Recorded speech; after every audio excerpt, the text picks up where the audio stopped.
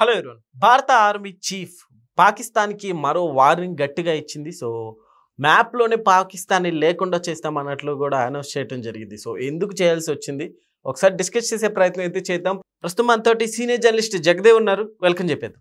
Hello sir. Hi Zakir.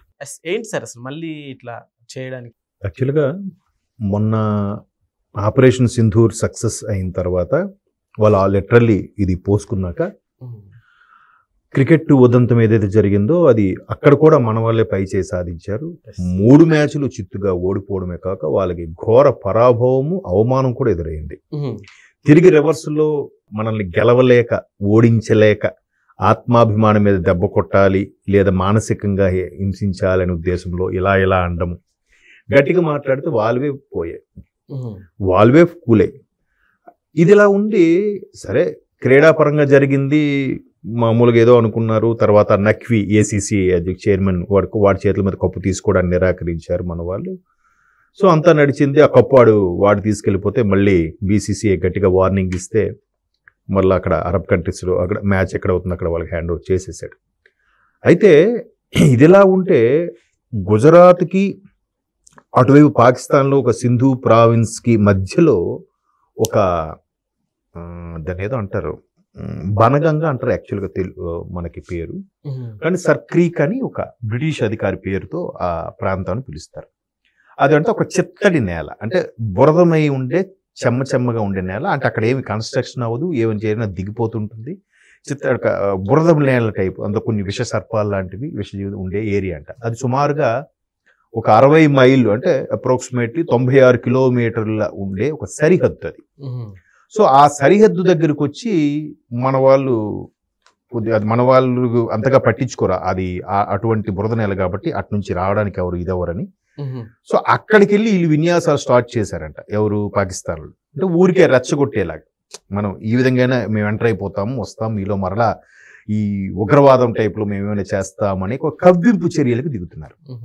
So అది మనకి చాలా powerful research and analysis wing కానీ అలాగే ఐబీ ఇంటెలిజెన్స్ బ్యూరో కూడా చాలా అంటే ప్రపంచ దేశాల్లో మనంత పవర్ఫుల్గా ఉన్నాయి.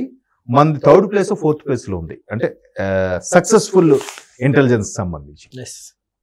సో వాళ్ళు సమాచారం అందించారు. సమాచారం అందించిన మరుక్షణము నిన్నటికి సాయంత్రానికే హోంమంత్రి రాజ్నాథ్ సింగ్ గారు ఒక ప్రకటన రిలీజ్ చేశారు. మేము ఇప్పటికే ఆపరేషన్ సింధూర్తో ప్రపంచానికి భారతదేశం సత్తా చాటాలని ఆపరేషన్ సింధూర్ చేశాం. అదీ కాకుండా దాయాది దేశమైన పాకిస్తాన్కి తరిమి కొట్టాం. ఎన్ని మిగ్ ఫ్లైట్లు కూల్చామో చెప్పమంటారా? రాడార్ వ్యవస్థ మాది ఎంత బాగా పనిచేసిందో చెప్పమంటారా? మా డ్రోన్ వ్యవస్థతో మీ దగ్గర ఎక్కడైతే మీరు దాన్ని ఏమంటారు అణుబాంబులు దాచుకున్నారో వాటన్నింటినీ బయటికి తీసుకురాకుండా రన్వే వ్యవస్థని ఎంతగా స్మాష్ చేశామో చెప్పమంటారా? మీరు ఇప్పటికైనా కవ్వింపు చర్యలు ఆపకపోతే జాగ్రత్తగా తస్మాత్ జాగ్రత్త అన్నట్టుగా రాజ్నాథ్ సింగ్ గారు ఒక ప్రకటన రిలీజ్ చేశారు. సో వాళ్ళు ఆల్రెడీ ఓడిపోయారు, గెలవలేకపోతున్నారు. అలాని ఏవైనా గెలిచేద్దామంటే విజ్ఞానపరంగా వీకు. ఎందుకు? ఒక రకమైన దుర్మార్గానికి తిండికి ఒక రొట్టి ముక్కు కోసం కక్కుర్తిపడి టెర్రరిస్టు వైపు డైవర్ట్ అయ్యే యువతకి నాలెడ్జ్ ఎలా వస్తుంది? సో లేదు. రెండోది తిండికి కూడా ఇది అవుతున్నారంటే ఫైనాన్షియల్గా చాలా వీకు. మూడోది ఎంత వీకు కాబట్టి వీళ్ళు ఇంకా ఆయుధాలు సామాగ్రి ఎక్కడి నుంచి వస్తాయి? ప్రపంచ దేశాలు అందరి దగ్గర అప్పే. ఆ ఏదైతే 23, 24 ముస్లిం దేశాలు ఉన్నాయో ఆ దేశాలలో ఒక 2 దీనికి సపోర్ట్గా మాట్లాడుతున్నాయి. టర్కీ ఒకటి, ఇరాన్ ఒకటి. మిగతా ఎవరు మాట్లాడట్లేదు. వీడి సంగతి తెలుసు. మిగతా దేశాల్లో ఎందుకు వాళ్ళంతా తీవ్రవాదాన్ని ఎందుకు పెంచి పోషించట్లేదు? వీడికే ఎందుకు ఆ కక్కుర్తి? వీడికే ఎందుకు ఆ చేతకాని తరంతో దొంగ దెబ్బ తీసే టెర్రరిజం? ఎదురుగా ఫేస్ చేసే ఇది ఉండాలి కదా, అది లేదు కదా. సో ఇవన్నీ అవుతున్నాయి కాబట్టి వాడు ఏమీ చేయలేక ఇంకాస్త కసికి కడుపు మంటకి ఏం చేయలేక ఊరికే మేము ఈ క్రికెటర్స్తో కూల్చామని. మొన్న క్రికెటర్ మిస్సెస్ ఎవరితో ఆవిడ తప్పుగా అనొచ్చు అనుకోవడం తెలీదు. ఆవిడ ఇలా ఏమంది, ఆవిడ ఏదో అన్నదమ్మా, సరిగ్గా వర్డ్ గుర్తు రావట్లేదు. ఆమె అదేంటి యుద్ధంలో మేమే గెలిచాము, క్రికెట్లో ఓడిపోయినా పర్వాలేదు అన్నట్టుగా ఏదో కవ్వింపుగా పెట్టింది. అంటే ఇవన్నీ ఊరికే చేతకాని స్టేట్మెంట్స్ అన్నమాట. అలా మాట్లాడడము, అలా చెప్పడము అది పద్ధతి కాదు. ఇప్పుడు వాళ్ళు క్రికెటర్లు ఏదో స్పోర్ట్స్ పరంగా ఆడుకున్నారు, అసలు స్పోర్ట్స్ ఎందుకు పెడతారు? స్పోర్టివ్నెస్ పెరగడం కోసం పెడతారు. అక్కడ కూడా మీరు కుళ్ళు కుతంత్రాలతో ప్రవర్తిస్తే ఎట్లా? సరే, ఈవిడ క్రికెటర్ భార్య ఆవిడ అలా మాట్లాడింది, ఆవిడకి అనవసరం కదా, ఎందుకు మరి కొంచెం మళ్ళీ ఒక్కొక్కడు ఆడు ఎలా మాట్లాడాడు, అదేంటి మొదటి రాత్రి జరిపిస్తారా మీకు అక్కడ పోయిన అంటే భర్తలను ఎవరైతే కోల్పోయారో పహల్గామ్లో, వాడు ఒక్కొక్కడు పిచ్చి పిచ్చి పోస్టులు పెట్టడం ఇవన్నీ చేశారు. వాళ్ళందరికీ సరిగ్గా మూతి మూసుకునేలాగా చుక్కలు కనబడేలాగా అందరికీ అయిపోయింది. ఓకే, అంటే ఇలాంటి కవ్వింపు చర్యలు ఇవన్నిటి వల్ల ఏమవుతుందంటే మొత్తానికి రాజ్నాథ్ సింగ్ స్టేట్మెంట్ తర్వాత ఇవాళ ఉదయం air force chief AP Singh గారని, IAF చీఫ్, ఆయన ఒక స్టేట్మెంట్ ఇచ్చారు. మా గగనతలంలో మా పవర్ ఏంటో మీరు చూశారు, మేము మీకు కొట్టాలంటే మేము నిజంగా మీ టార్గెటే కొట్టేసేవాళ్ళం, జస్ట్ ఇది శాంపుల్ మాత్రమే, మీరు ఇంకా నోరు ముయ్యకపోతే కంట్రోల్ అవ్వకపోతే జాగ్రత్త అన్నారు.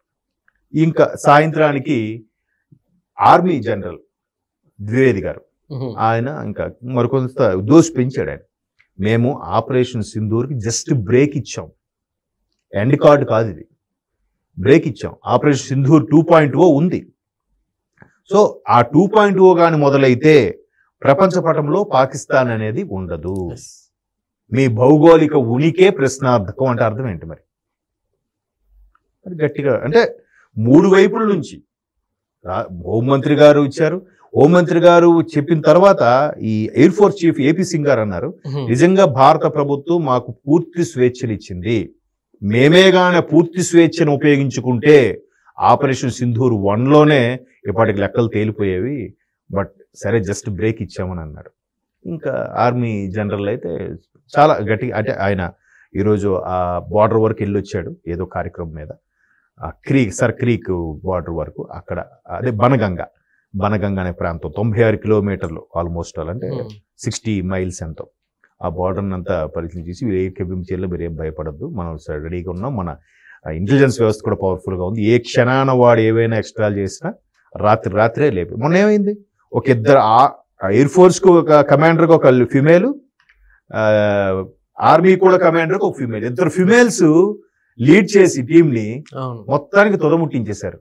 అది కదా ఇప్పుడు ఏం చెప్తారు, ఏ మత యుద్ధం కోసమే లేదు పోరాడుతున్నారో ఆ మత యుద్ధంలో ఆడవాళ్ళ చేతుల్లో చేస్తే వాళ్ళకి ఇంకా స్వర్గంలోకి ప్రాప్తి ఉండదంట వాళ్ళ సెంటిమెంట్ పరంగా. సో అది కూడా దెబ్బకొట్టినట్టు అయిందిగా, ఒక ఆడవాళ్ళు మిషన్ ని లీడ్ చేశారంటే కదా. ఇంకా వాళ్ళు అంటే ఏం చేయాలో చేత కాక ఆ చేతకారణతనంలోంచి వచ్చిన ప్రగల్భాలు అన్నమాట ఇవన్నీ. కాబట్టి ఇది ఏమవ్వదు. కాకపోతే ఆ సర్క్రీక్ ఏదైతే ఉందో అది ఈ వర్షాకాలం దీనివల్ల కొంచెం బురద అది వర్షం ఎక్కువ అవడం వల్ల అవుతుంది. కాబట్టి కొంచెం ఆ రిస్క్ ఆ ఏరియాని కొద్దిగా కాన్సన్ట్రేట్ చేయాలని డిసైడ్ అయ్యారు. సో అందుకే ఇవి గట్టిగా వార్నింగ్ ఇచ్చారు. లేదంటే ఒక క్రికెట్ ఉదంతో మరలా army chief air force chief తెర మీదకి వచ్చి మాట్లాడలేదు. వీళ్ళు ఎక్స్ట్రాలు చేశారు కాబట్టి నిన్న హోంమంత్రి రాజ్నాథ్ సింగ్ గారు మాట్లాడారు. అట్ ద సేమ్ టైం వీళ్ళిద్దరు కూడా గట్టిగా వార్నింగ్ ఇచ్చారు. Okay sir, thank you.